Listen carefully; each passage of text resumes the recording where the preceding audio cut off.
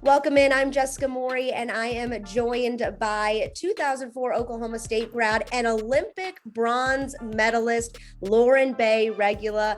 Laruen, thank you so much for joining me. You just got back from the 2020 Olympics playing softball for Team Canada. What was that experience like? Surreal. It's been a long time coming. I played in the 2004 Olympics, the 2008 Olympics, and coming home with a medal. I still wake up and it's on my nightstand, and I'm trying to wrap my head around everything that happened.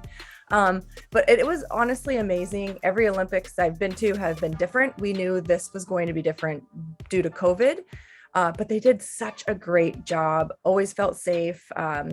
It did feel like the games minus fans. You know, the pressure was there. Everything that you expect was there, minus the fans. But other than that, I mean, all the good things that you know going into the highest level of your sport. And what was it like representing Oklahoma State on such a big stage, especially when softball was out of the Olympics most recently? I mean, it's so funny. During this summer, I got to meet Carrie Eberly. I'm like so excited about it. I met Sam Shao. I played against them both. And, you know, we've been watching just absolutely religiously Oklahoma State softball. I'm fangirling in my own right because, you know, they're the people who have the torch, you know, in this day and age. And for me to be able to go out there at an Olympics, knowing that Oklahoma State is where it should be, it's back, you know, as a powerhouse in the nation again, and knowing that I'm out there and I wasn't able to bring home a medal for Oklahoma State, you know, back in the early 2000s, but I was able to do that today. I mean, it was huge. I felt like there was some story that had been written that I happened to be a part of, to meet those girls, to be, you know, be so excited to have that tie to Oklahoma State, to be so excited of where the program is today, especially, and you know, grab a medal and know how important and impactful my time at Oklahoma State was for me to even be in that position. And what does it mean to you that you can show those girls like Samantha Shao and Carrie Eberly that, you know, there's more after college softball? They too can go on and play for their country and hopefully bring home a medal like you did. Yeah, I say this, you know, I'm one of the older players, right? And so I just had my 40th birthday. But one thing I hope that everybody, especially, you know, Shao, especially Eberly, especially those coming in through Oklahoma State, there are so many more years that we can have under our belt. And I think it was very commonplace a long time ago to maybe play through your early 20s and then call it a day. But I really hope that everyone realizes that there are so many more opportunities that are out there, and maybe it doesn't happen year one, maybe it doesn't happen year 3, but it can happen year 5, it can happen year 10. And I think at the end of the day, it comes down to knowing that that's a possibility. And I think it's absolutely huge. I mean, the talent coming in and out of Oklahoma State right now is out of control. And I know I'm going to see jerseys on different, you know, countries, Team USA, whoever it may be. I know they're going to be repping the orange and black, and I'm super excited to watch it.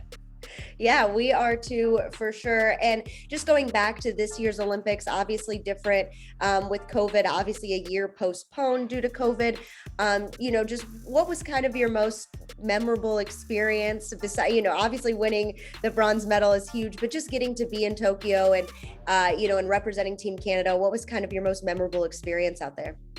You know, I remember getting there and walking into the village, because even though they said it was happening, like you had mentioned, because of COVID, there was always that little piece in your mind, like, we need to get there. We need to, you know, we always prepared like it was happening. But I remember walking into the village and kind of looking up and seeing, you know, this amazing village. Japan did such a great job, and having that moment of like, oh my gosh, we're here and this is actually happening. Because, you know, there are reports of all different types of things and options, you know, that could have happened. And that moment of being with my teammates and saying, holy crap, this is actually happening.